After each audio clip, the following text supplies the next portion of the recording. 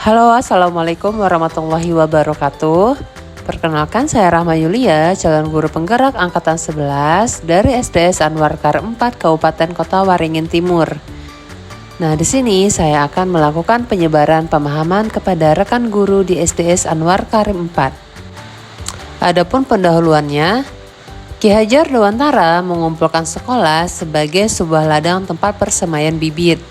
Agar bibit bisa berkembang dengan baik, maka petani dapat memperbaiki kondisi tanah dengan cara memberikan pupuk, menyiram bibit, membasmi ulat atau serangga yang dapat merusak pertumbuhan bibit tanaman. Untuk itu, kita dapat memahami bahwa sekolah diibaratkan sebagai tanah tempat bercocok tanam, sehingga guru harus mengusahakan sekolah menjadi lingkungan yang menyenangkan, yang aman, dan nyaman bagi murid. Dengan demikian, karakter murid akan tumbuh dan berkembang dengan baik sesuai dengan profil pelajar Pancasila. Nah, tujuan aksi nyata ini adalah tentang budaya positif ini bertujuan untuk menumbuh kembangkan budaya positif di sekolah dengan meyakini nilai-nilai kebajikan universal serta menciptakan murid yang merdeka dan mempunyai kedisiplinan yang kuat sesuai dengan profil pelajar Pancasila. Lini masa menghadap kepala sekolah untuk menjelaskan pentingnya penanaman budaya positif dan keyakinan kelas di sekolah, serta meminta izin untuk mendiseminasikan bersama rekan guru lain. Yang kedua, berkolaborasi dengan wali kelas yang lain untuk membuat keyakinan kelasnya masing-masing. Kemudian mengumpulkan rekan guru untuk melakukan diseminasi pemahaman budaya positif dan segitiga restitusi.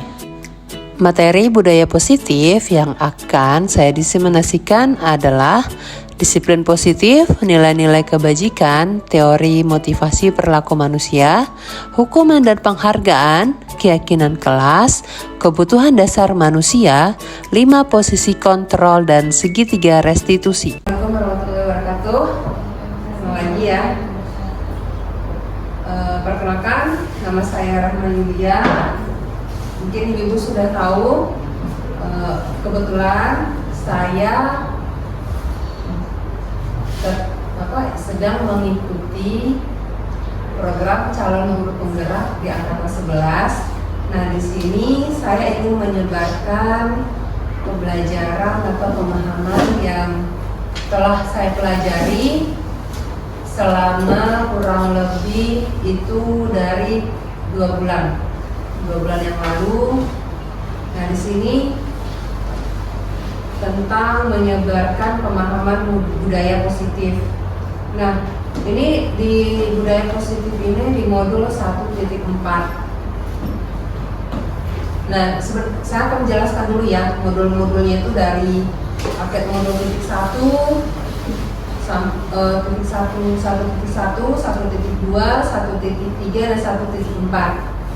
Yang pertama itu tentang filosofi Ki Hajar Dewantara. Seperti kita ketahui, Ki Hajar Dewantara adalah Bapak Pendidikan Indonesia Nasional ya. Nah, jadi sebelum memulai modul, kita dikenalkan dulu tentang filosofi pendidikan menurut beliau. Nah, di modul 1.2 lanjut ke nilai dan peran guru penggerak. Nah, masing-masing kita itu sebagai guru memiliki nilai sebagai seorang guru dan peran. Di modul 1.3 tentang visi guru penggerak, mungkin ada guru yang sudah tahu kemarin sempat ada juga pengajar praktik yang datang ke sekolah ini. Saya memaparkan visi yang coba saya buat. Nah, yang terakhir ini modul 1.4 tentang budaya positif. Nah, saya akan memaparkan sedikit tentang modul 1.1 filosofi pemikiran Ki Hajar Dewantara. Nah, yang pertama itu pengajaran adalah bagian dari pendidikan. Yang kedua, pengajaran adalah pendidikan dengan cara memberi ilmu atau berfaedah buat hidup anak-anak, baik lahir maupun batin. Dia seperti kita ketahui, yang namanya mengajar itu memberikan pendidikan yang kelak nanti itu ada manfaatnya atau faedahnya bagi kehidupan anak-anak sesuai dengan kodrat zaman dan kodrat alam. Yang ketiga itu pendidikan adalah menuntun segala kodrat yang ada pada anak-anak agar mereka mencapai keselamatan dan kebahagiaan yang tertinggi, yang setinggi-tingginya, baik sebagai manusia maupun sebagai anggota masyarakat. Nah, maksudnya apa sih kodrat apa? Nah, kodrat itu yang telah saya pelajari itu ada dua, kodrat alam dan kodrat zaman.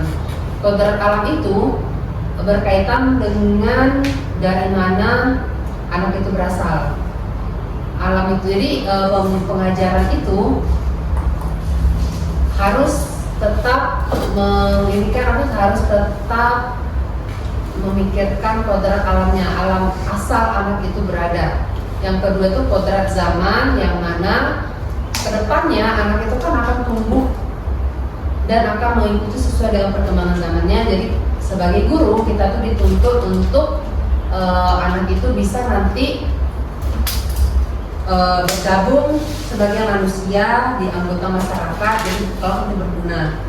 Terus yang keempat itu pendidikan menuntun murid untuk berkembang secara utuh agar mampu menuliskan dirinya sendiri, memuliakan diri sendiri dan orang lain, serta menjadi pribadi yang mandiri.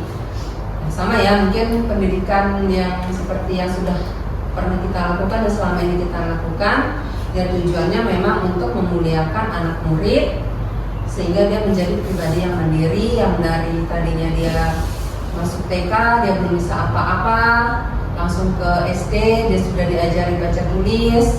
Itulah proses anak-anak itu berkembang sehingga dia bisa menjadi anak yang mandiri. Ini sekilas saja tentang modul 1.1. Nah, di modul 1.2 yang seperti saya bilangkan tadi tentang nilai dan peran guru penggerak. Nah, kita sebagai guru itu harus memiliki nilai dan juga harus memiliki peran sebagai guru. Penggerak itu artinya ya tergeraklah hati kita untuk dalam dunia pendidikan. Yang pertama itu nilai guru penggerak itu yang pertama berpihak pada murid. Mungkin sebenarnya berpihak pada murid itu adalah pengajaran yang sudah kita lakukan, yang sudah selama ini kita terapkan, itu ya pasti tujuannya berpihak pada murid, terfokus pada murid, bukan pengajaran itu berpusat pada guru tapi berpusat pada murid, student center gitu. Yang kedua mandiri. Nah, kita sebagai guru penggerak harus mempunyai nilai mandiri. Artinya mandiri itu ya kita bisa menyelesaikan tugas kita, apa-apa saja tugas kita sebagai guru penggerak, sebagai seorang guru dalam sekolah. Yang ketiga itu inovatif, ya inovatif, kreatif, mempunyai ide-ide yang cemerlang atau mungkin ide-ide inovasi pembelajaran yang gunanya untuk membuat anak-anak itu tertarik pada pelajaran kita. Yang keempat itu kolaboratif. Kolaboratif itu ya kolaborasi antara guru yang satu dengan rekan guru yang lain, saling berkolaborasi. Mungkin ketika kenaikan kelas, jadi kan kita tuh siswa itu baru, nah kita belum mengajari dia. Nah, dengan adanya nilai kolaboratif ini, kita berkonsultasi untuk berkolaborasi dengan guru sebelumnya, bagaimana sih karakter anak tersebut sebelumnya, jadi sehingga kita bisa memahami masing-masing karakter mereka. Yang kelima itu reflektif. Reflektif itu seperti merefleksi atau mungkin seperti apa sih namanya, setiap sehabis pembelajaran kita mengintrospeksi kekurangan, mungkin kelebihan dalam pengajaran yang sudah kita lakukan di dalam kelas. Seterusnya peran guru penggerak. Nah, peran ini kita berperan yang pertama itu menjadi pemimpin pembelajaran. Nah, di kelas kita sebagai guru adalah pemimpin pembelajaran. Yang kedua menjadi coach bagi guru lain. Menjadi coach bagi guru lain itu artinya yang menjadi leader lah. Maksudnya ketika guru yang satu mempunyai ide atau mungkin gagasan, nah dia mengembangkan dengan guru yang lain, itu mengajak guru yang lain. Yang ketiga, mendorong kolaborasi seperti yang bilang tadi, sesama kita saling berkolaborasi untuk meningkatkan pembelajaran yang efektif dan berpihak pada murid tadi. Yang keempat, mewujudkan kepemimpinan murid. Nah, mungkin di sekolah kita sudah diterapkan ya, Bapak Ibu ya, mewujudkan kepemimpinan murid itu seperti siswa itu sudah sering kita tunjuk sebagai pemimpin upacara, dalam upacara, mungkin dalam program adiwiyata juga sudah kita berikan mereka tanggung jawab sehingga mereka jiwa kepemimpinannya itu timbul dan mengajak teman-teman yang lain untuk berkontribusi. Yang kelima, menggerakkan komunitas praktisi, itu dengan membentuk komunitas belajar di dalam sekolah atau mungkin di luar sekolah seperti kayak tadi KKG, itu menggerakkan komunitas praktisi. Selanjutnya di modul 1.3 itu tentang visi guru penggerak. Nah, visi guru penggerak ini ya dimana di modul ini kami diberi tugas membuat satu visi sesuai apabila nanti kami mempunyai sekolah. Jadi bagaimana sih gambaran sekolah yang kita impikan. Nah, bagaimana visi yang harus kita buatkan. Itu jadi kemarin juga sudah berbagi visi impian. Nah, inilah modul 1.4 ini yang akan saya sampaikan kepada rekan-rekan semuanya tentang budaya positif. Nah, budaya positif ini yang pertama itu disiplin positif. Disiplin itu berasal dari kata disiplin yang artinya belajar. Disiplin mengacu pada disiplin diri yang memiliki tanggung jawab terhadap apa yang dilakukannya berdasarkan nilai-nilai yang diyakini. Yang kedua, disiplin positif merupakan salah satu cara penerapan disiplin yang bertujuan untuk menumbuhkan kesadaran serta memberdayakan peserta didik tanpa imbalan penghargaan atau reward, ancaman atau hukuman. Jadi kita menerapkan disiplin itu tanpa ada embel-embel nanti itu ada kalau kamu bisa mengerjakannya nanti ibu kasih hadiah. Awas kalau kamu tidak selesai nanti ibu kasih hukuman. Nah, itu ternyata tidak boleh diterapkan seperti itu. Nanti kita kupas secara lebih lengkap lagi ya. Terus tujuan mulia dari penerapan disiplin positif ini adalah agar terbentuknya murid-murid yang berkarakter, berdisiplin, santun, jujur, peduli, bertanggung jawab, dan merupakan pembelajar sepanjang hayat. Sebenarnya disiplin itu kan dari rumah pun anak-anak sudah diterapkan disiplin. Nah, kembali lagi di sekolah ini kita menerapkan disiplin sebenarnya ya tujuannya ya untuk membentuk pribadi anak itu yang pertama itu berakhlak. Kalau tidak ada disiplin, ya mungkin anak-anak itu akan lost control ya. Jadi tidak adanya keyakinan kelas, kesepakatan kelas. Jadi anak itu tidak akan disiplin. Yang kedua itu membentuk santun, jujur, peduli, bertanggung jawab terhadap dirinya sendiri. Seterusnya sesuai dengan standar kompetensi lulusan yang diharapkan. Itu juga disiplin positif ini termasuk dalam kompetensi yang diharapkan dalam pembelajaran. Nah, dari disiplin positif tadi kita lanjut ke nilai-nilai kebaikan. Jadi dalam keyakinan kelas juga kita akan menentukan nilai-nilai kebajikan dari keyakinan kelas yang sudah kita sepakati. Jadi nilai-nilai kebajikan itu adalah nilai yang disepakati bersama, terlepas dari suku bangsa, agama, dan bahasa maupun latar belakangnya. Contoh nilai kebajikan di institusi atau organisasi.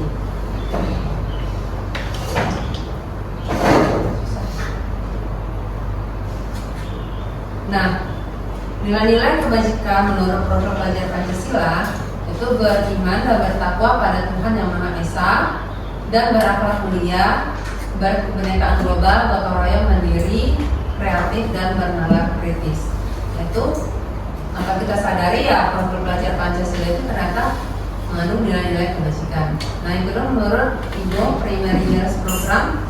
Nah, nilai-nilai kebajikan itu apa aja sih? Ada toleransi, ada rasa hormat, integritas, mandiri, menghargai, antusias, empati, keingintahuan, kreativitas, kerjasama, percaya diri, dan komitmen. Nah, menurut keterangan hidup atau life skill, nilai-nilai kebajikan itu seperti dapat dipercaya, lurus hati, pendengar yang baik, tidak merendahkan orang lain, dan memberikan yang terbaik dari diri. Ini macam-macam nilai-nilai kebajikan berdasarkan 3 organisasi ini. Yang ketiga, kebutuhan dasar manusia. Nah, ini menarik juga ya. Ternyata kita sebagai manusia mempunyai 5 kebutuhan dasar manusia. Sebelumnya, kebutuhan dasar manusia itu adalah segala sesuatu yang kita lakukan untuk mendapatkan apa yang kita inginkan. Jadi seluruh tindakan yang kita lakukan memiliki tujuan tertentu, dan semua usaha terbaik yang kita lakukan adalah dalam rangka agar kebutuhan dasar kita itu terpenuhi dengan baik. Nah, ada 5 kebutuhan dasar manusia. Yang pertama itu bertahan hidup. Nah, kita sebagai manusia butuh untuk bertahan hidup. Jadi kebutuhan apa sih untuk kita memenuhi agar kita bisa bertahan dalam hidup? Yang pertama itu kita butuh makanan, kita butuh juga pakaian, kita membutuhkan tempat tinggal, keamanan, dan kesehatan. Yang kedua, kebutuhan dasar kita butuh kasih sayang dan rasa diterima. Maksudnya itu rasa diterima, dipedulikan, berbagi, kerjasama, menjadi bagian dalam kelompok. Yang ketiga itu penguasaan. Jadi penguasa itu ya ternyata dalam diri kita tuh ada kebutuhan tuh kita ingin menguasai. Jadi itu untuk menjaga harga diri kita, keinginan kita untuk supaya dianggap, memimpin, berprestasi, diakui, dan didengar.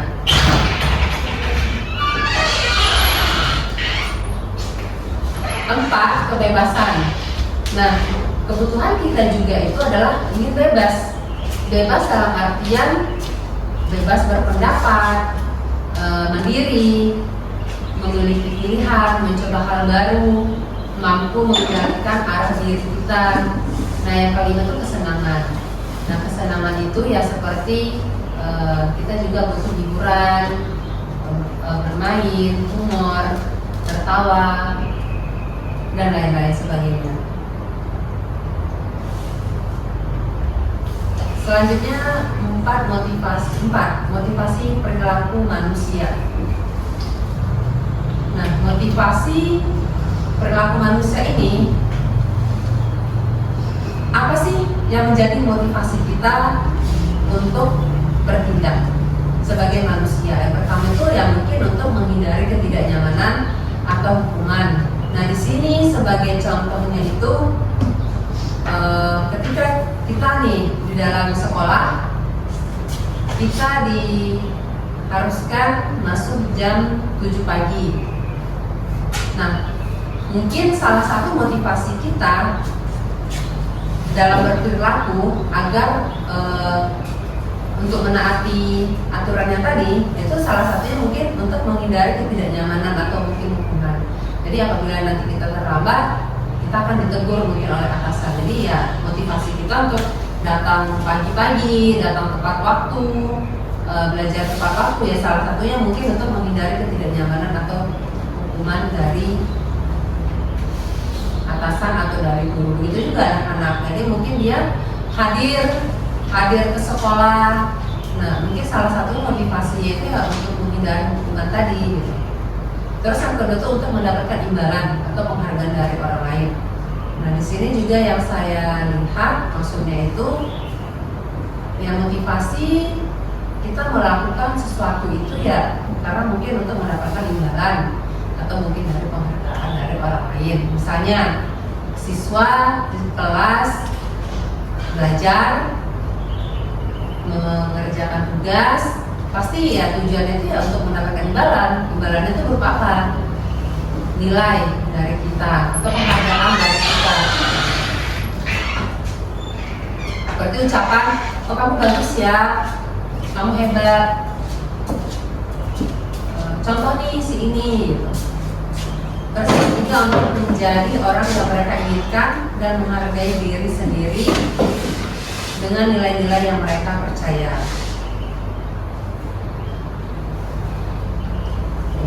Nah,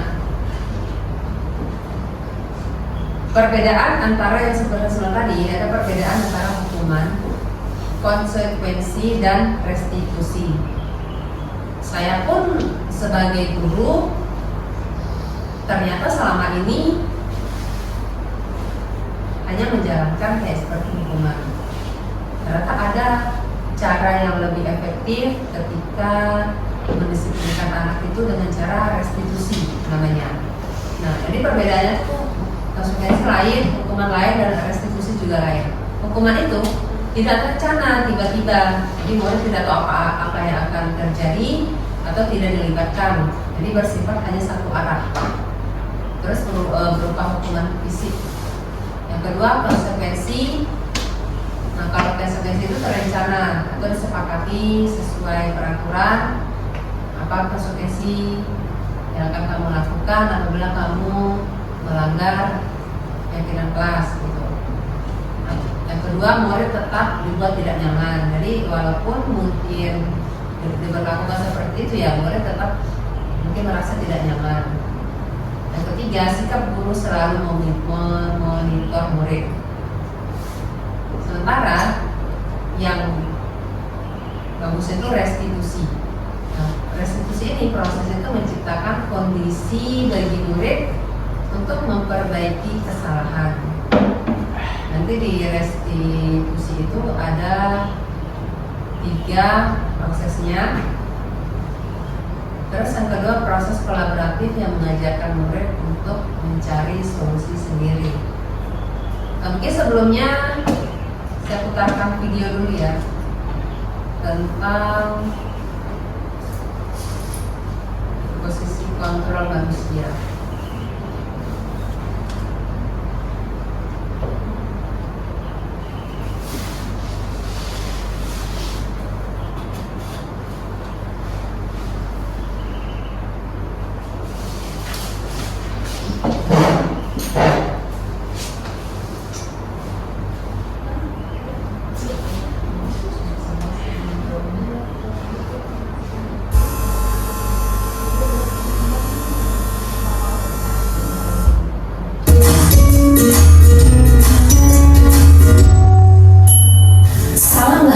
Ibu dan Bapak guru hebat.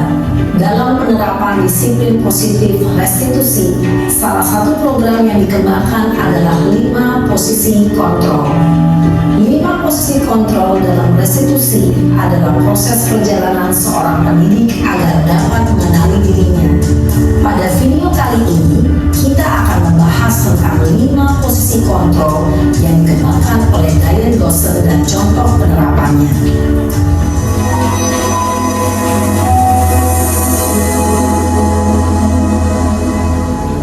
5 posisi kontrol itu adalah 1. Posisi penghukum, 2. Posisi pembuat merasa bersalah, 3. Posisi teman, 4. Posisi pemantau atau monitor, dan 5. Posisi manajer. Untuk lebih memahami kelima posisi tersebut, mari kita saksikan kasus Nathan yang terlambat hadir 20 menit di sekolah dan melihat bagaimana kelima posisi kontrol dalam menghadapi masalah tersebut.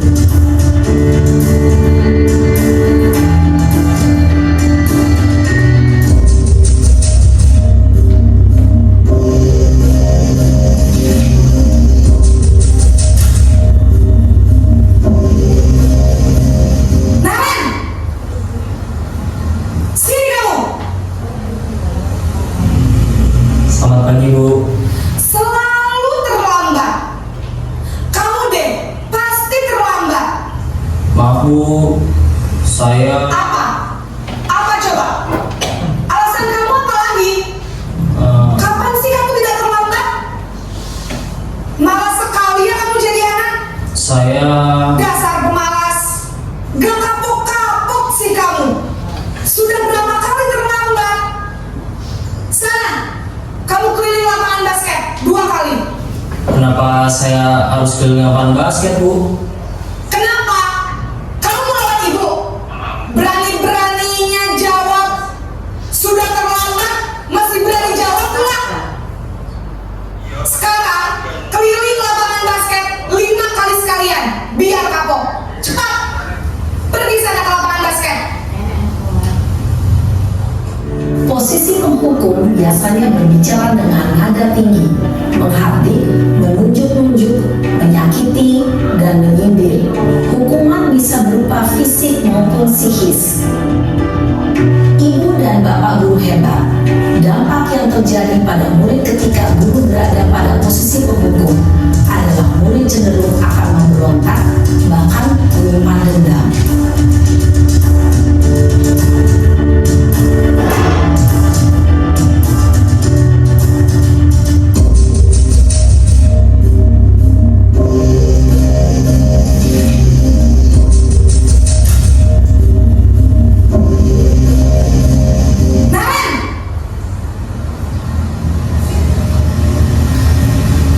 Selamat pagi, Bu. Naren, kamu kenapa terlambat lagi, nak? Ya Tuhan, Naren, kamu senang ya bikin ibu susah ya? Kalau kamu terlambat lagi, nanti ibu yang ditegur bapak kepala sekolah, nak. Disangka ibu tidak bisa membina kamu. Duh, gimana ini? Maaf, Bu. Duh, Gusti Naren, kamu suka ya kalau ibu ditegur bapak kepala sekolah? Terus, sekarang ibu harus tulis apa ini di buku absen? Ini kamu sudah sering terlambat loh. Ibu harus apa coba? Maaf, Bu. Maaf sekali. Ya sudah, lain kali jangan bikin ibu susah lagi ya nak ya. Ibu tidak akan kuat lagi kalau kamu begini terus. Bisa jantungan kalau ibu ditegur bapak kepala sekolah. Sana cepat ke kelas. Maaf ya, Bu. Maaf sekali. Posisi pembuat rasa bersalah berbicara dengan nada tenang, cenderung lembut. Namun kata-kata yang diutarakan membuat murid merasa menjadi orang yang gagal, memandang buruk dirinya sendiri, merasa tidak berharga, dan tidak sanggup membahagiakan orang lain. Ketika guru mengambil posisi pembuat rasa bersalah, murid akan menganggap dirinya yang bersalah dan ia akan menyimpan emosi negatif tersebut di dalam dirinya.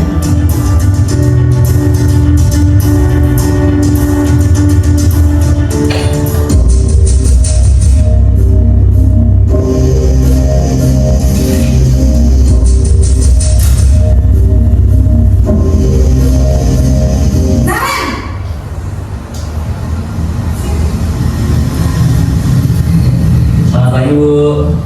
Wah, sudah jam berapa ini nak? Terlambat lagi ya sayang. Iya, Bu. Habis ibu saya lupa bangunkan saya, Bu. Kamu malah menyalahkan ibu kamu. Kamu bukannya anak yang larinya paling kencang. Kok terlambat sih? Iya, Bu. Saya memang terlambat bangun tadi. Jadi biarpun saya lari kencang, tetap gak kejar, Bu. Ya sudah sana. Nanti lain kali larinya lebih kencang lagi ya. Biar gak terlambat lagi. Bikin seneng ibu. Demi ibu. Bisa kan? Bisa, Bu. Ya sudah sana masuk kelas. Ibu beresin urusan absen kamu. Kamu ini ada-ada saja.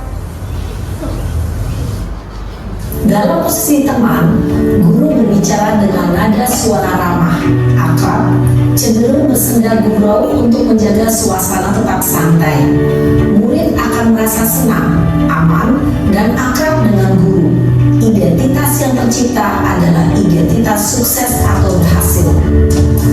Namun, perlu diingat, karena ini masih dorongan eksternal, maka ada faktor ketergantungan dari murid kepada orang tertentu. Di sini, guru aksennya, sehingga di lain waktu, murid bisa berperilaku baik, namun hanya kepada orang-orang tertentu saja.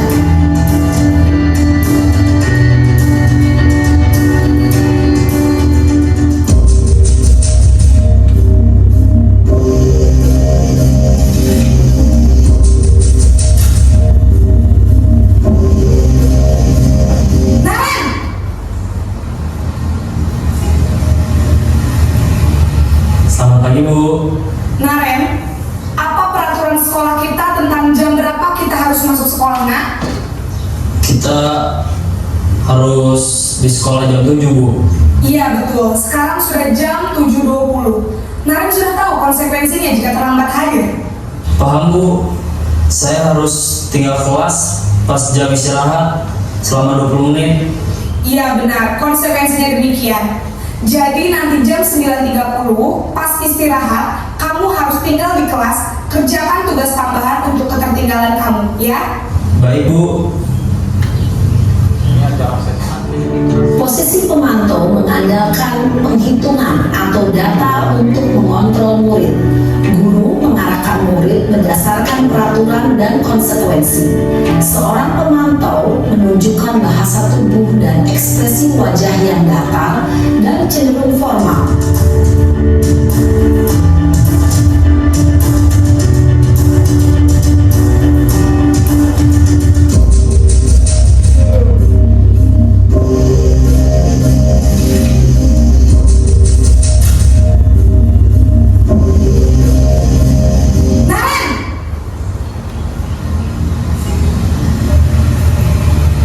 Selamat pagi Bu.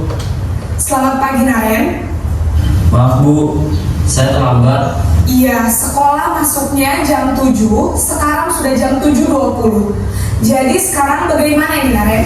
Maaf Bu, saya lupa setel alarm saya semalam.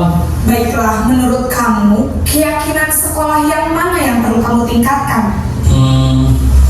Menghargai diri sendiri dan orang lain mungkin ya Bu. Setuju. Jadi, apakah Naren meyakini prinsip saling menghormati tersebut? Iya Bu, saya meyakininya. Apakah Naren bersedia memperbaiki masalah keterlambatan ini? Bersedia Bu. Bagaimana kamu akan perbaiki masalah keterlambatan ini? Saya akan coba untuk tidak lupa menyetel alarm saya Bu. Baik, kalau Naren lupa menyetel alarm di rumah, ada orang yang kira-kira bisa bantu mengingatkan tidak? Ada Bu, kakak saya, Kak Emma. Ada lagi selain Kak Emma? Selain Kak Emma, ada ibu saya. Baik, jadi yang mengingatkan Naren adalah Kak Emma dan ibu kamu ya? Kira-kira akan mulai setel alarm kapan nih, Naren? Setelah pulang sekolah, akan segera saya lakukan. Baik, jadi Naren akan setel alarm untuk bangun besok pagi dan akan diingatkan oleh kakak dan ibunda Naren ya. Ada lagi yang mungkin perlu dilakukan, Naren, agar tidak terlambat bangun lagi? Tidak ada Bu. Baik, Naren, terima kasih untuk kerjasama kamu. Sekarang kamu perlu kembali ke kelas untuk belajar. Baik Bu, terima kasih. Posisi manajer adalah posisi kontrol yang disarankan untuk membimbing murid memiliki sikap disiplin yang positif, yaitu murid yang mandiri, bertanggung jawab, dan dapat memecahkan masalah. Tujuan dari posisi ini adalah agar murid dapat berefleksi atas tindakannya. Guru akan dengan tulus memberikan pertanyaan-pertanyaan bermakna, sehingga membuat murid dapat belajar dari kesalahannya dan mencari sebuah solusi untuk menyelesaikannya. Ibu dan bapak guru hebat, setelah mengamati adegan kelima posisi kontrol tadi, kira-kira posisi mana yang paling ideal? Posisi mana yang dapat menunjang motivasi intrinsik murid? Ya, tentu posisi manajer. Posisi ini memang posisi ideal yang ingin dituju setiap pendidik. Pada posisi inilah, guru dapat menerapkan disiplin positif yang memihak pada murid.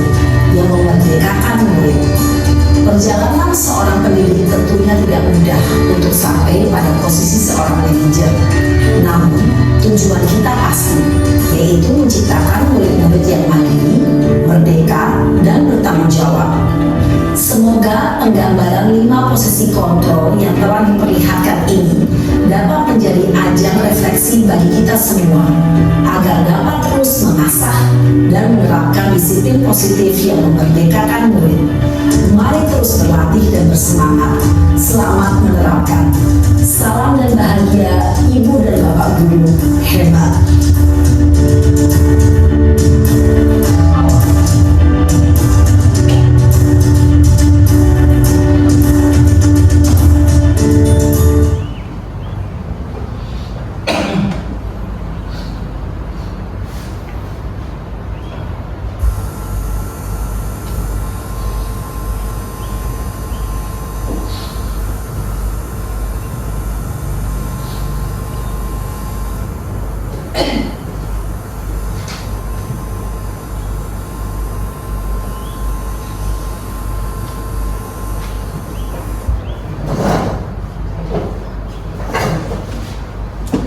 Tadi 5 posisi kontrol manusia yang mungkin itu semuanya itu pernah kita terapkan ya Bapak Ibu ya, di kelas kita, di sekolah kita, posisi sebagai seorang penghukum. Mungkin saya sendiri pun lebih sering sebagai penghukum mungkin ya.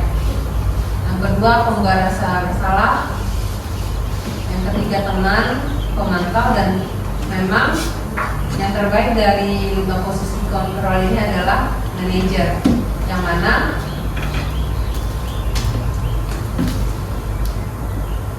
manajer ini dia itu berbuat sesuatu bersama dengan murid. Jadi mempersilahkan murid itu untuk mempertanggungjawabkan perilakunya, mendukung murid itu agar dapat menemukan solusi atas permasalahannya sendiri. Tapi yang mungkin tidak mudah ya. Nah, setelah itu kita ke keyakinan kelas. Mengapa keyakinan kelas bukan peraturan kelas? Jadi kan kalau dulu mungkin kita membuat di kelas itu peraturan di kelas 1A, peraturan di kelas 3B gitu. Nah, padahal seharusnya itu keyakinan kelas.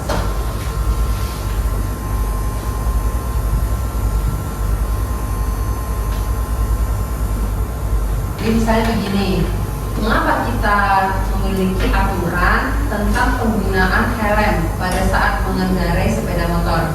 Ya, mungkin kemungkinan jawaban kita untuk keselamatan.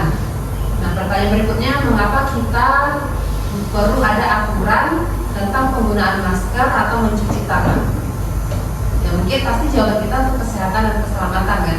Nah, nilai-nilai keselamatan, nilai-nilai kesehatan inilah yang kita sebut sebagai suatu keyakinan. Itu nilai-nilai kebajikan atau prinsip universal yang disepakati bersama. Nah, bagaimana sih pembentukan keyakinan kelas itu?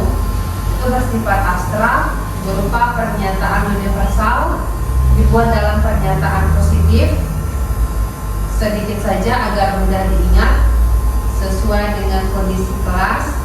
Semua warga kelas atau sekolah dilibatkan dalam membuat keyakinan kelas. Jadi maksudnya itu dibuat dalam pernyataan positif itu gimana ya? Jadi kalau kita membuat keyakinan kelas itu tidak menggunakan kata-kata dilarang atau tidak boleh atau jangan.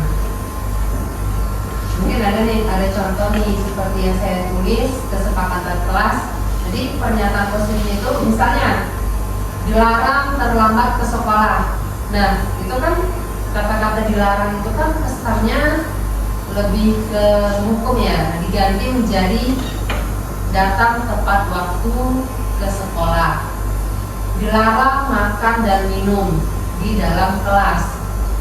Itu juga bukan pernyataan yang positif, tapi bisa diganti dengan makan dan minum di kantin atau di luar sekolah.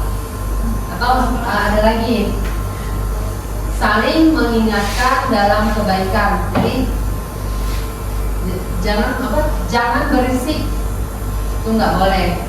Tapi yang gunakan mungkin kalimat yang positif, saling menghargai di dalam kelas.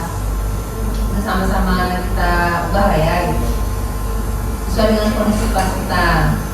Nah, semua warga kelas itu harus dilibatkan. Jadi misalnya kemarin juga pas di Loka Karya 2, kami itu sudah mempraktekkan bagaimana sih cara membuat keyakinan kelas, yaitu dengan melibatkan muridnya. Jadi guru meminta murid, ayo kita mau berkeyakinan kelas nih, apa saja yang harus kita tulis supaya kelas kita itu jadi kelas yang disiplin, yang tertib, bersih, nyaman, dan jadi siswa itu dilibatkan. Jadi bukan gurunya yang ini sepakati ya, gitu. Enggak, ternyata tidak seperti itu.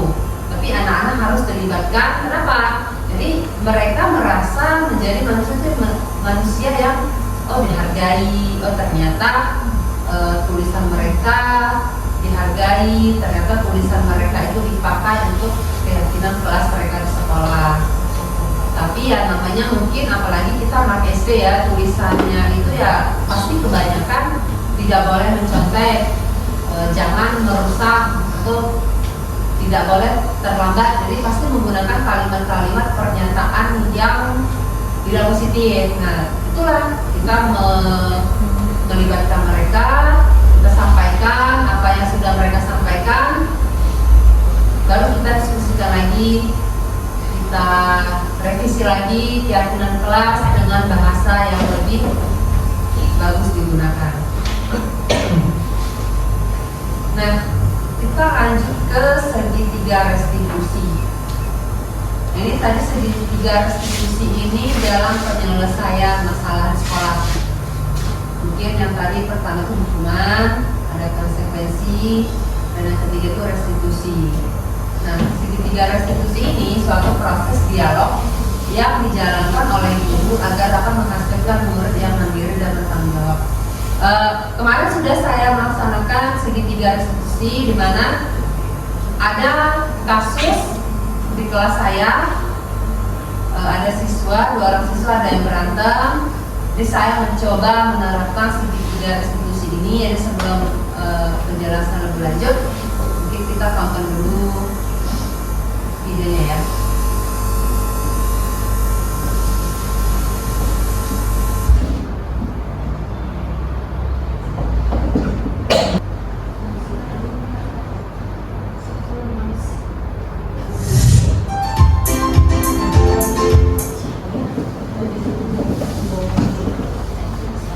Training staff itu bajunya itu rompinya.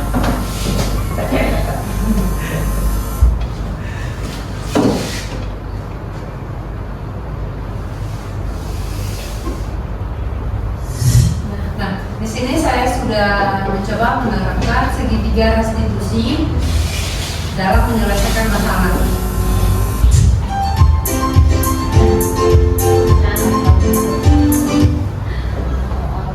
Segitiga restitusi itu yang pertama itu menstabilkan identitas, bahwa menstabilkan identitas maksudnya kita wajar berbuat salah namanya sebagai manusia. Yang kedua, validasi tindakan yang salah, jadi menanyakan ke siswa itu menurutmu tindakan itu salah nggak. Nah, yang ketiga menanyakan tentang keyakinan kelas, kesepakatan kelas kita apakah sudah sesuai dengan yang dia lakukan.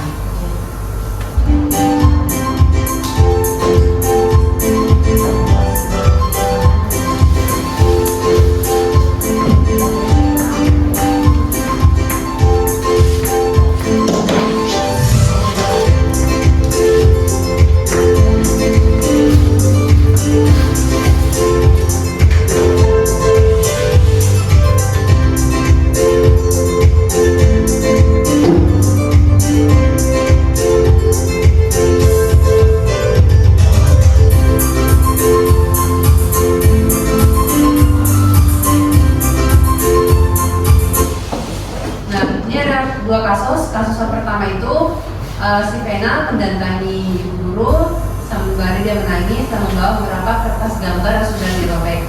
Nah, ketika ibu guru bertanya, semuanya rapi mengeditnya dan merobek kertas gambar yang sudah digambar. Kemudian ibu guru mengambil rapi. Nah, berikut video skenario penyelesaian masalah yang menggunakan tiga restitusi.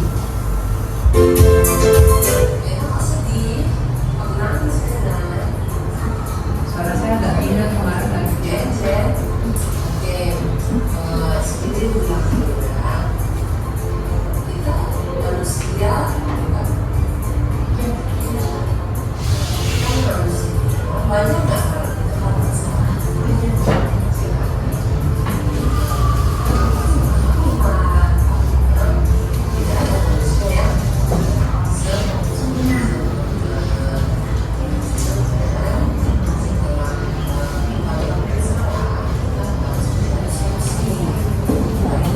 Kedengeran nggak? Nggak. Kira-kira deh. Masa? Pusing ngomongnya harus paham sih. Oh gitu deh. Nah ini paling tidak tindakan yang salah. Menanyakan ke anak itu.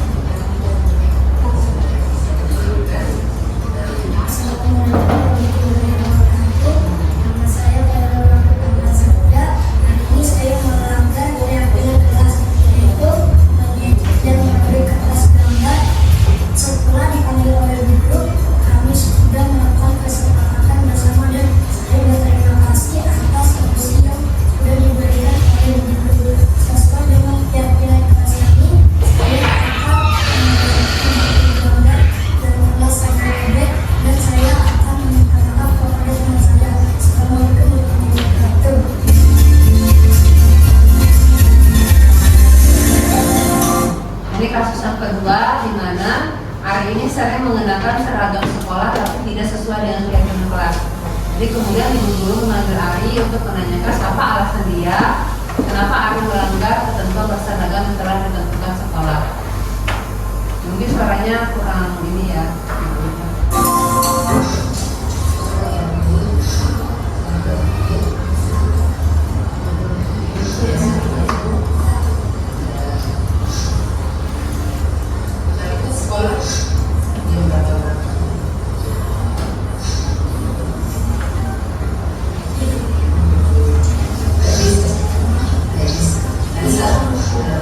Tadi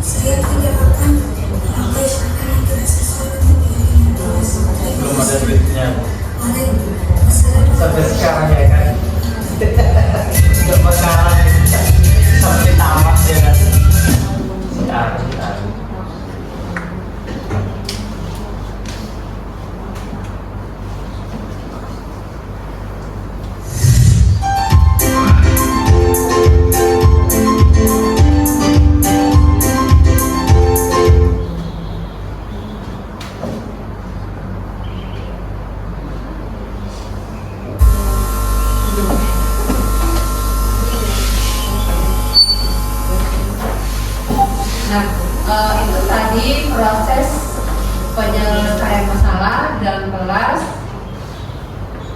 menggunakan segitiga restitusi. Nah, saya ulang lagi ya, segitiga restitusi itu apa aja sih? Yang pertama itu menstabilkan identitas. Jadi kita meyakinkan anak itu dulu bahwa ya setiap kita sebagai manusia pasti pernah melakukan kesalahan. Dan mungkin kata-katanya kamu bukan satu-satunya yang pernah melakukan ini.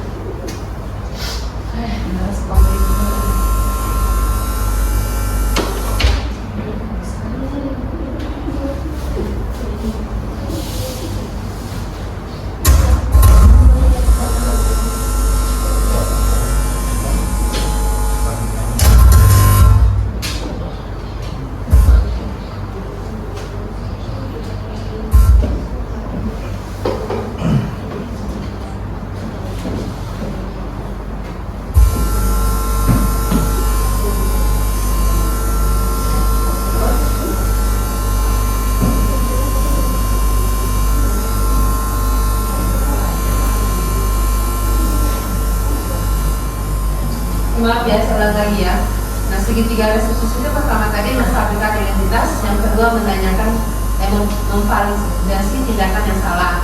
Jadi ketika anak kita bersalah, kita akan mengatakan kamu mungkin punya alasan kenapa kamu melakukan itu, atau mungkin adakah cara yang lebih efektif untuk mendapatkan apa yang kamu butuhkan. Nah, setelah kita memvalidasi tindakan mereka itu salah, ketika itu menanyakan keyakinan, apakah tindakan dia itu sudah sesuai dengan keyakinan yang sudah kita sepakati, atau mungkin kamu ingin menjadi orang yang seperti apa.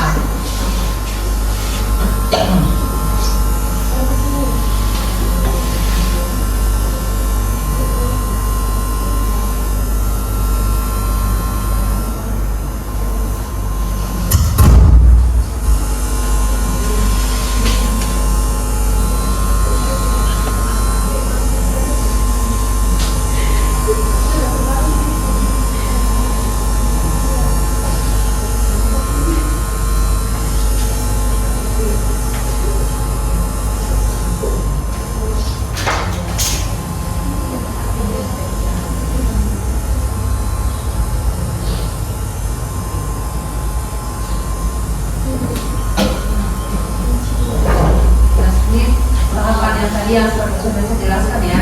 Jadi kata-kata dalam menstabilkan identitas itu berbuat salah itu wajar. Jadi tidak ada manusia yang sempurna.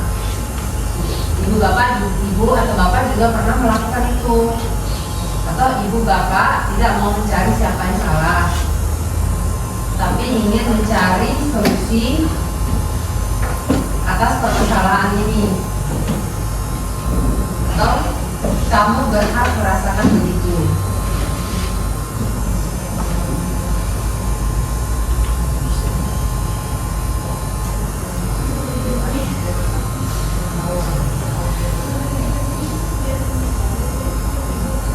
Tahapan yang kedua, validasi tindakan yang salah.